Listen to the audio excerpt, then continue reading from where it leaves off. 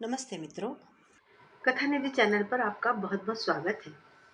हमारी आज की कहानी ब्रह्मदेव की लिखी हुई एक छोटी सी कहानी है। कहानी का नाम है सेटलमेंट। कहानी आपको अच्छी लगे तो अपने मित्रों के साथ शेयर जरूर कीजिएगा, लाइक भी कीजिएगा और आपकी अमूल्य राय जरूर कमेंट बॉक्स में लिखिएगा।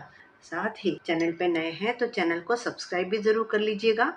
कई बार पढ़ी लिखी, आजाद ख्याल और अपने आप को नारी मुक्ति का डंका बजाने वाली आधुनिक महिला कहने वाली औरतें अपना अपना हंसता खेलता परिवार बर्बाद कर लेती हैं।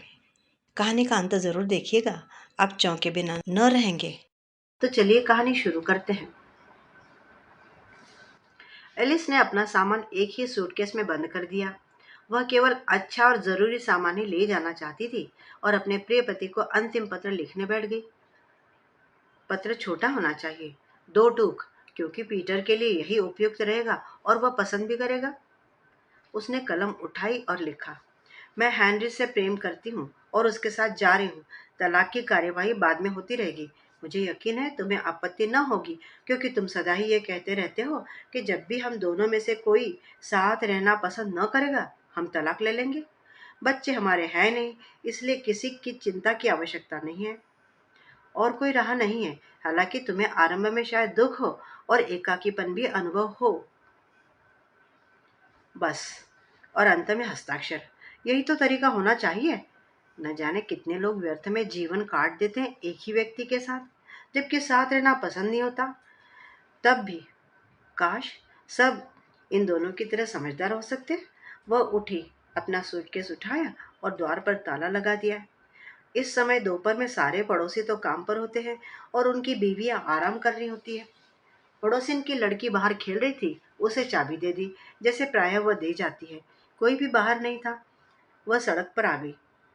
उसे आशा थी कि कोने में टैक्सी स्टैंड पर टैक्सी मिली जाएगी, पर सड़क पर आते ही उसे टैक्सी सामने से आती दिखाई दी। टैक्सी रोककर बैठ गई और एक अंतिम दृष्टि अपने मकान की खिड़की पर डाली और टैक्सी वाले को पालम हवाई अड्डे की ओर जाने का आदेश दे दिया। उसी खिड़की की दूसरी ओर मेज पर टेबल लैंप के सहारे उसकी चिट्ठी पड़ी हुई थी। पीटर शाम को आकर देखेगा। खिड़की में प्रकाश नहीं है तो वह समझेगा कि वह कहीं पिक्चर बाजार या किसी सहेली के यहाँ गई होगी। वह पड़ोसिन से चाबी लेकर ताला खोलेगा, दरवाजे के साथ लगे स्विच को दबाएगा, जिससे खिड़की के पास पड़ा टेबल लैंप जल उठेगा। सबसे पहले उसकी दृष्टि उसके पत्र पर ही जाएगी। पढ़कर वह क्या करेगा? उसे अफसोस तो होगा, क्योंकि वह उसे प्यार करता है, पर ऐसा नहीं कि दिल ही टूट जाए उसका। न जाने क्यों उसे यकीन था कि पीटर उसे शीघ्र भूल जाएगा। वह अभी जवान है, सुंदर है, उसे कोई भी अन्य युवती मिल ही जाएगी। उसका दोष भी क्या? जब से यह हेनरी अमेरिका से पढ़कर लौटा है और उससे मिला है, उसका मन काबू में ही नहीं रहता। हेनरी के पिता मिशनरी में हैं और उसी के कारण किसी अमेरिकी ने उसकी पढ़ाई का और उसके बाद का इंजीनियरिंग का खर्चा, शिक्षा का खर्चा भी दिया और उसे पढ़वाया। अब हेनरी मुंबई में काम करने जा रहा है। अब तक काम की तलाश में दिल्ली में ही था। वह उसे प्यार करती है, बहुत ज्यादा, यहाँ तक कि उसकी कमजोरियों से भी उसे प्यार है। कमजोरियां हेनरी जैसे आदमी को और भी प्रिय बना देती है। उसका अत्यधिक आत्मविश्वास और उसकी चंचलता उसे प्रिय थे।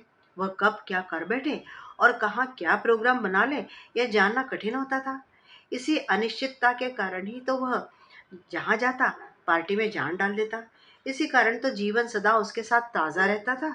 उसके साथ वह एक जीवन तो क्या, कई जीवन साथ बिताने पर भी बोर नहीं होगी।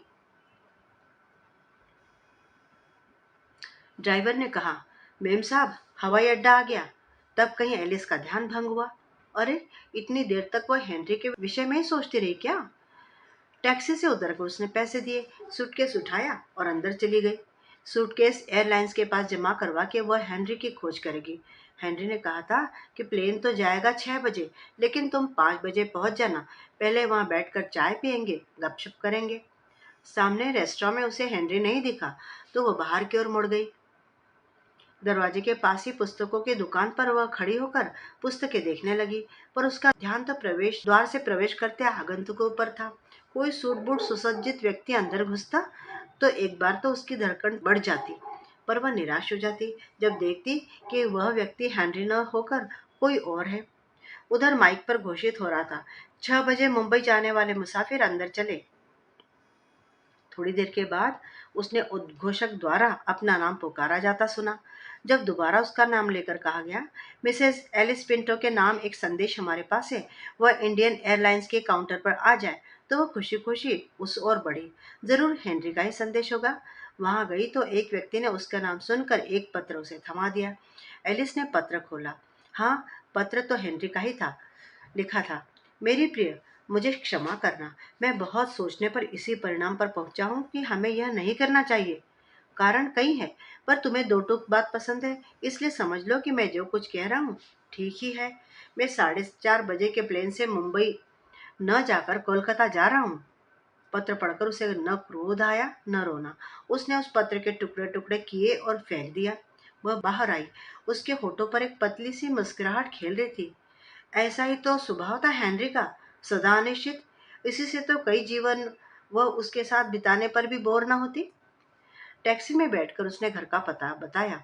अंधेरा बढ़ रहा था। उसे अपने मनोभाव पर संयम रखना खूब आता है, तभी तो उसे कुछ महसूस नहीं हो रहा है। पीटर में बुराई ही क्या है? कितना प्यार करता है, अच्छी सरकारी नौकरी है, और जो वह चाहे फौरन उस ला देता है। इतने में उसने घड़ी देखी। समय देखकर उसकी घबराहट बढ़ गई। ड्राइवर, जरा तेजी से चलाओ, उसने कहा। जितने तेज जा सकते उतने तेज। ड्राइवर बोला, अच्छा बादशाह हो, तेज ही लो। और टैक्सी की चाल तेज हो गई। वह आगे बढ़कर सीट पर उचक कर बैठ गई, मानो इससे कार की गति में कुछ अंतर आ जाएगा।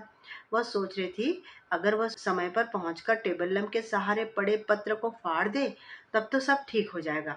पीटर को कभी पता भी नहीं चलेगा। पर उसके आने का समय होता जा रहा था। कई बार बस में भीड़ हो जाती है तो वह दूसरी बस से आता है, कभी कभी टैक्सी ले लेता है तो कुछ और जल्दी आ जाता है। अगर वह पहुंच गया हो और पत्र पढ़ चुका हो, तब तो उसका उस घर में जाना असंभव ही है। क्या मुंह लेकर वो जाएगी और किस मुंह से प्यार की बातें कर सकेगी? और तेज चलाओ भाई, उसने ड्राइवर से कहा। उसके घर की सड़क आ गई।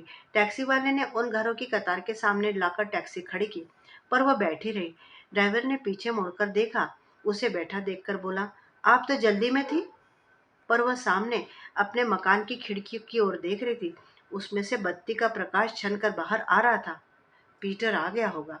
नहीं, अब कोई जल्दी नहीं है, वह बोली। कुछ रुक कर बोली, चलो धीरे चलाना, अब कोई जल्दी नहीं है। और निढाल से पीछे की सीट के साथ सटकर बैठ गई। ड्राइवर ने पूछा, बादशाह हो, अब किधर जाना है? उत्तर था, कहीं भी चलो, इंडिया गेट ही चलो। उधर उसके कमरे में धोबिन ने कपड़े रख दिए। पड़ोसिन की लड़की ने दरवाजा खोल दिया था। धोबिन कह रही थी, मेम साहब ने कपड़े आज मंगवाए थे, कहा था 2 बजे तक जरूर ले आना, लेकिन मुझे देर हो गई। कोई बात नहीं, वह बाहर गई हैं, आएंगी तो मैं कह दूंगी। कहते हुए पड़ोसिन की लड़की ने टेबल लैंप का स्विच ऑफ कर दिया और बाहर निकलकर दरवाजे पर ताला लगा दिया। मित्रों, अभी आपने सुनी कहानी सेटलमेंट, जिसे ब्रह्मदेव जी ने लिखा था। आपको कहानी का अंत कैसा लगा? चौंक गए होंगे ना? उम्मीद करती हूँ कि आपको कहानी अच्छी लगी होगी। आपको क्या लगता है, एलिस ने एक बार ऊपर जाके अपने घर में देखना चाहिए था?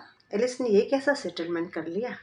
यदि वह अपने पति से थोड़ा विनम्र होके, थोड़ा मॉडेस्ट होके, अपने किए पे पछताते हुए अगर उससे माफ़ी मांग लेती, तो क्या उसे प्यार करने वाला पति उसको माफ़ कर देता?